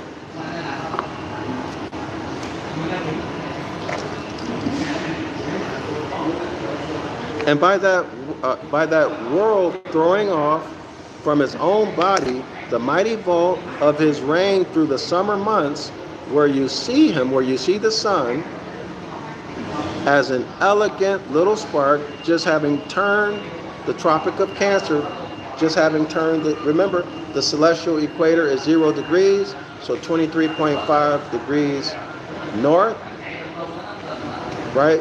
It's at and about to pass over the Tropic of Cancer. Y'all see it?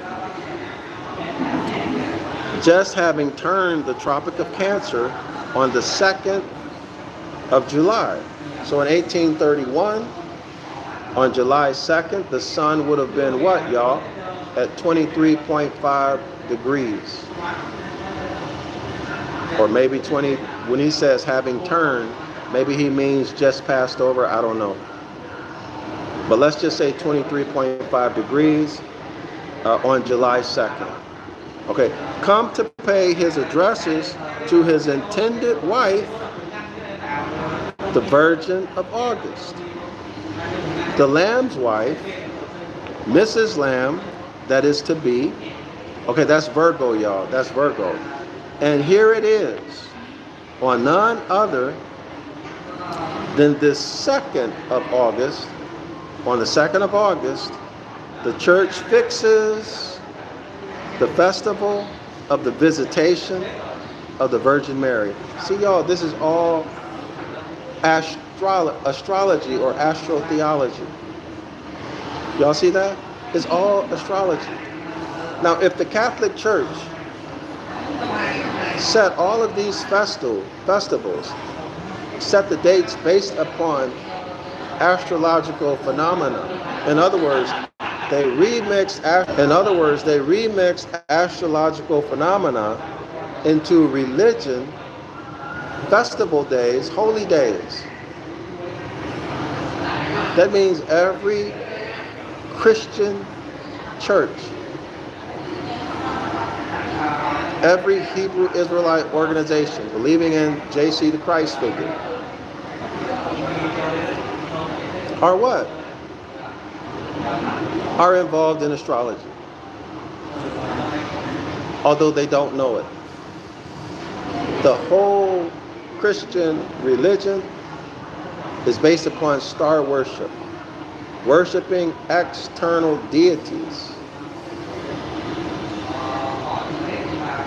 in violation of the very first of the Most High's commandments. Go look it up in Exodus chapter 20, verse 1 through 3, 1 through 4. Don't bring another power before my face. Don't bow down to them.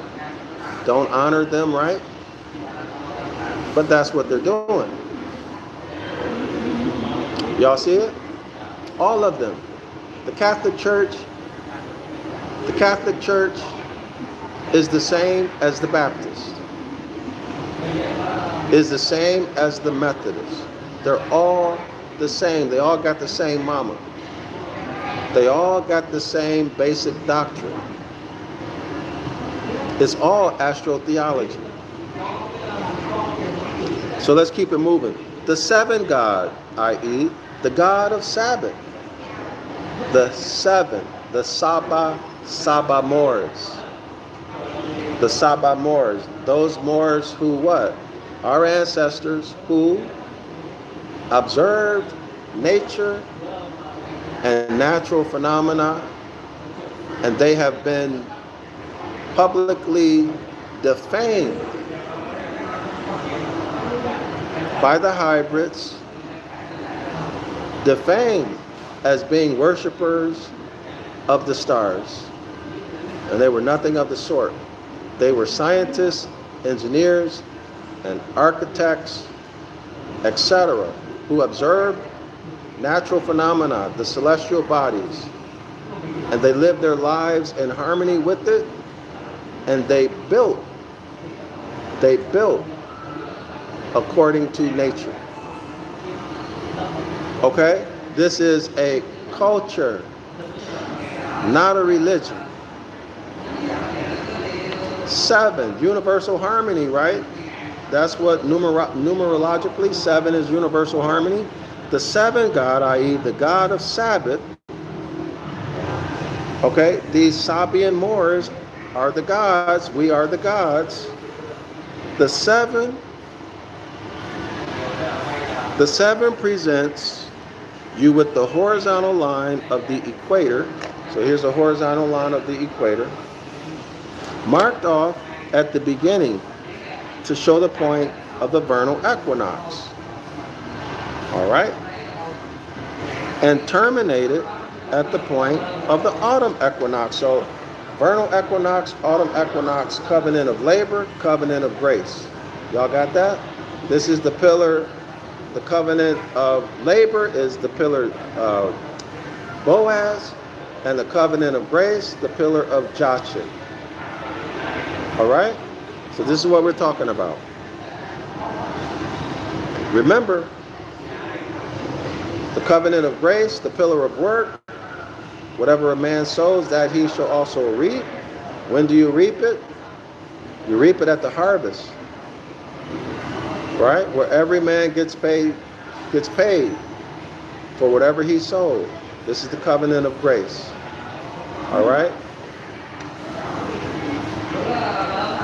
So the 7 presents you with the horizontal line of the equator, marked off at the beginning to show you the point of the vernal equinox, and terminated at the point of the autumn equinox, from which the sun drops below the equator. We went through that, so I'm not going to explain that again, unless y'all want me to. And carries his dark, gloomy tail, dark and gloomy. Why? Because winter is dark and gloomy. growing only thicker and thicker. Why?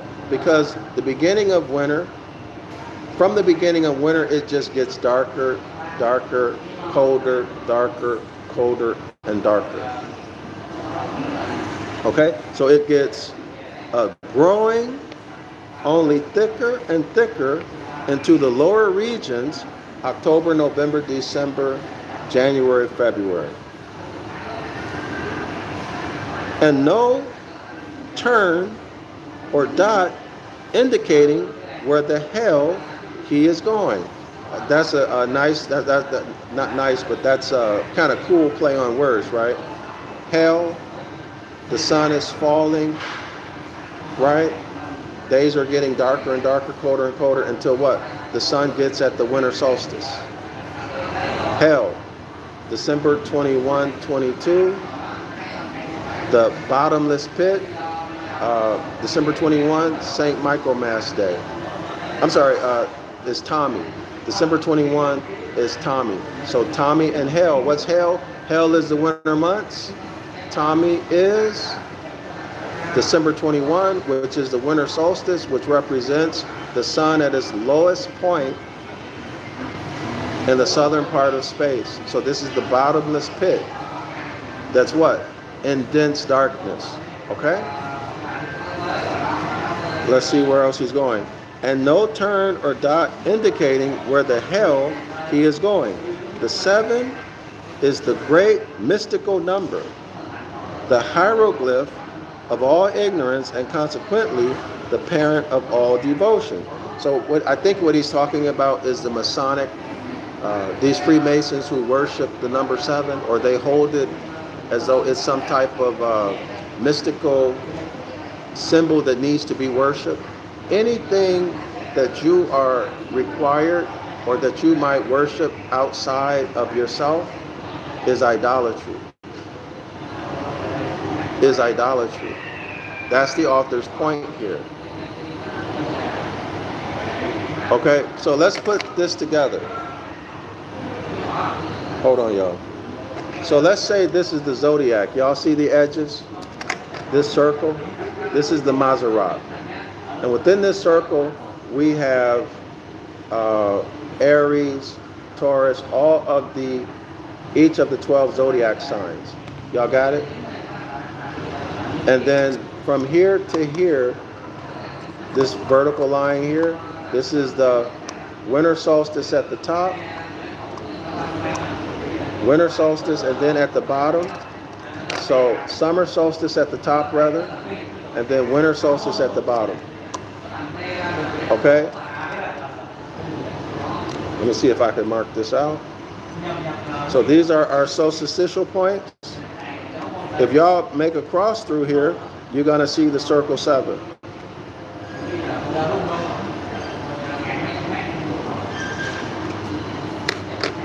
So take a look. I don't know if y'all can see that. So summer solstice at the top, winter solstice at the bottom, the celestial equator, spring equinox, and the, y'all see it? Spring equinox and the fall equinox, summer solstice and winter solstice. So that's the cross. That's the cross in religion. So these gates, you can see the gates, the north gate, right? Y'all see the 4 gates? 1, 2, 3, 4. The 4 gates. 1, 2. Spring equinox, fall equinox, summer solstice, winter solstice. The 4 gates, y'all see it? And then the compass and the square.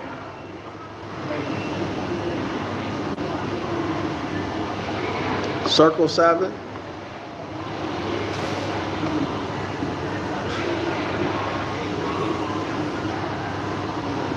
Hold on. All right, let's continue. It being the universal law, here we go, back to universal law of nature. It being the universal law that men never consider anything so sacred as that which they know nothing about. Remember the 7 to keep it holy. So they made this, what we're talking about, this natural phenomena, into what? Religion. Sabbath day. Keep the Sabbath. But Sabbath is a culture. It's a culture. You learn and study and use nature to improve your life and the life of your kinfolk and your nation and your empire. But they remix that into religion. Okay? A day where you ain't supposed to do no work. And if you do some work, this God is going to get you. Right? There's something else I wanted to say. I'm trying to remember. Give me 1 second, y'all.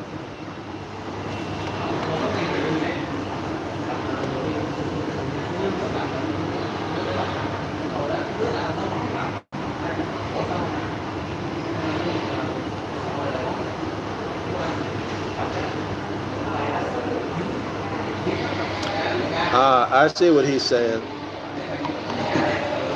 So this is what he's saying. The vernal equinox, and then the sun goes to hell. Y'all see that? That's a number 7. This is what he's saying. But there's a different way to explain this. This is what he's saying. Spring equinox, fall equinox, and then the tail of the sun going to where? Hell. Y'all see the 7? That's what he's talking about. So these numbers are doing what? These numbers are just glyphs of the orbit of the sun or of a star, or 2 stars, Castor and Polar. Right? So God 8 is the summer and winter sun meeting together, the one above the other. So that would be here. I think he's talking about the solstitial line. The other below the line of the equator, precisely at the point of the autumn equinox. Making that cross at which the justice of God is satisfied. So the justice of God is satisfied, y'all, when what? Remember, cultivation, the contract or the covenant of labor, whatever a man sowed, that he will also reap. So you cultivate the earth, and then in August and September, you get paid. Whatever labor you provided, you get compensated by Mother Earth. She gives you her harvest. Y'all got that? For your labor. Now, labor is concrete, isn't it? Labor is concrete, and you get compensated. Law of compensation. You get compensated for your labor. In contradistinction from what? From the fiat system. They're stealing your labor. Whereas nature and natural law compensates you for your labor. All right, y'all? Y'all see it's the exact opposite. Where am I? Hold on. So that's the justice of God. And when does that occur? The sun is in Libra, the scales of justice. Okay? So let me go back and continue. Radical writes, so why is North America referred to as the North Gate? For that reason. This is the North Gate. That's the North Gate. We have what? In North America, we have 4 seasons. We have spring, summer, fall, and autumn. This is the North Gate. Okay, so why is radicals right? So why is North America referred to as the North Gate? Connection? Absolutely, it's astrological. The temple of the moon and sun, also astrological. That's quote unquote God's money, nature's money.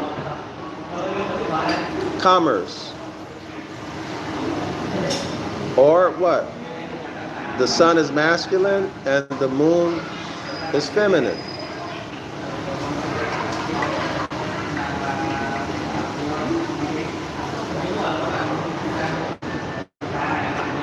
It's all astrological. Masculine energy, feminine energy. This is a hermetic law of mental gender. And commerce is called what? Quote unquote God's money. Silver and gold. Constitutional money. It's reflected in the Constitution. Right?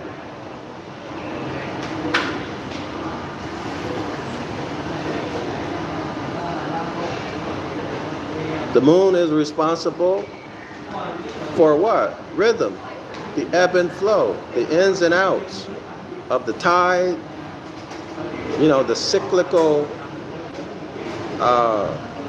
rhythms that we have. Let's say most obvious is with a woman, their menstrual period, all based on the moon. But there are many other cycles or rhythms that we have, biorhythms, that are governed by the moon. The feminine energy. Remember, feminine energy is constantly changing, becoming. The Holy Spirit does what? Constantly creating. Okay, and the Father what? Never changes. Always is IB. This is the IB. The I exists, the great I am, exists outside of the body, the orb of the sun, when you look at it from this point of view, according to the Hermetic laws. Right? So the Father produces the will, whereas the Holy Spirit or the Mother or you, your me is changing always becoming, always growing, or what? Going backward. But always in a state of change.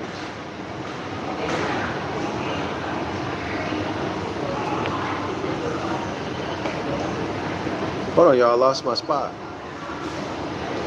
So yeah, North America, North Gate. North Gate, summer solstice. The S-U-N sun at the summer solstice is what? Christ, the higher self. Y'all see the connection between the Moors and the North Gate? Higher self, Christ, God. Christ is the Godhead. Moors are the gods.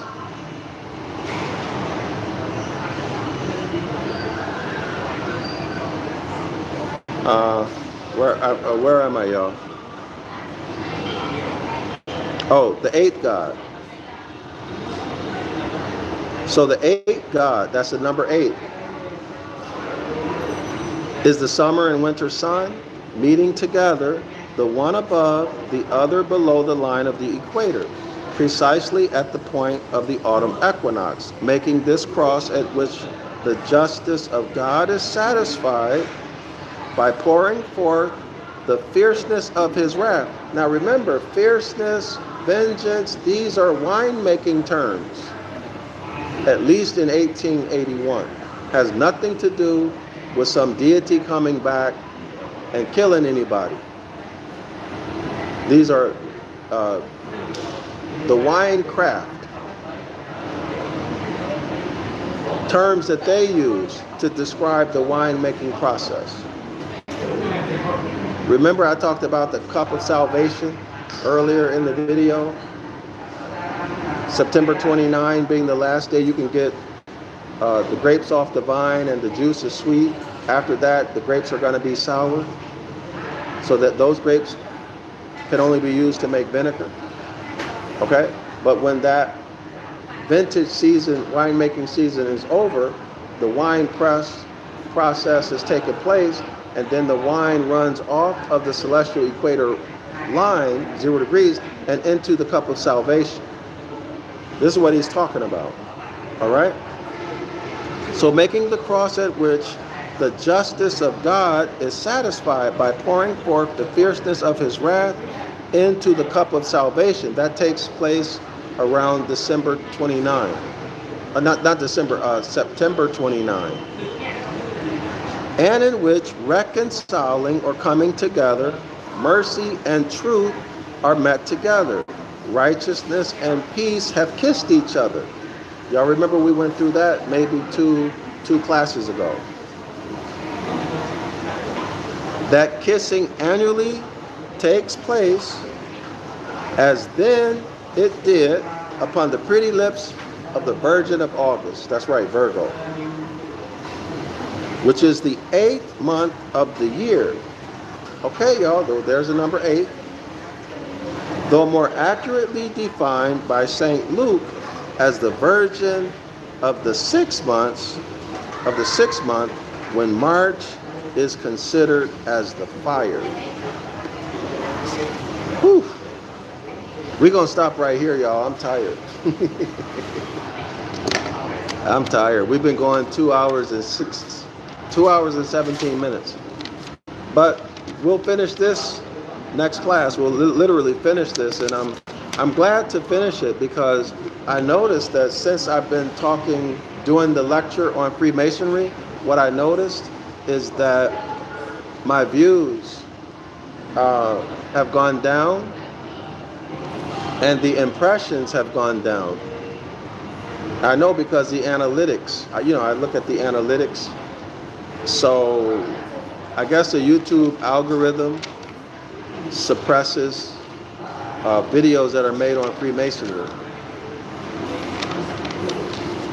But anyway, we'll finish this up next class. If I'm able to find something on the internet to show these, to show the astrological origins of the number so you can visualize it, hopefully I'll have time.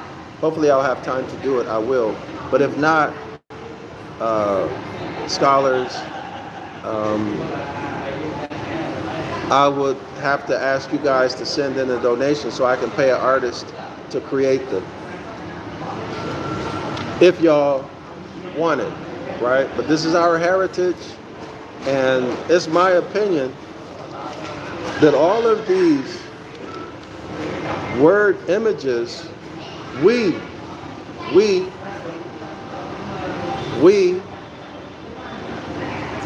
should have an artist create these so we can look at it. It's my opinion that everybody needs to go through this book. Everybody. And if we had images to support it, sometimes I think about rewriting this book. But if we had images so that people could see, it would be much more powerful. Much more, well, y'all know what I'm saying. Anyway, I'll see y'all within 12 to 24 hours. Thanks for spending your time with me. Radical says, thank you, Brother Peace. It's my pleasure, Radicals. What country or what continent or whatever I'm curious because I kind of feel like I don't know. Well, it's okay. You don't have to tell me. It doesn't matter. But anyway, I appreciate y'all participation with the comments and everything. Everyone, thanks for your support. Those of you who are buying my books, subscribing to my classes. Everybody's welcome to come on Saturdays, 10 a.m. Eastern Standard Time, where I go into the etymology. We're doing Deuteronomy 28 right now on verse 29. I go through the etymology of every word, its morphology, which means its structure, how the word is constructed, grammar rules, etc., etc. Republic of New York. Okay, all right, cool. Thank you. And then the astronomy, everything that we talk about in this class, we go through constitutional principles, etc., that are there, that are hidden. You can't see any of this stuff in English, y'all. All of this is in the Ancient Ibaryath. Okay? Islam to all the Moors. Thanks, everyone. I'll see y'all soon. Shalom.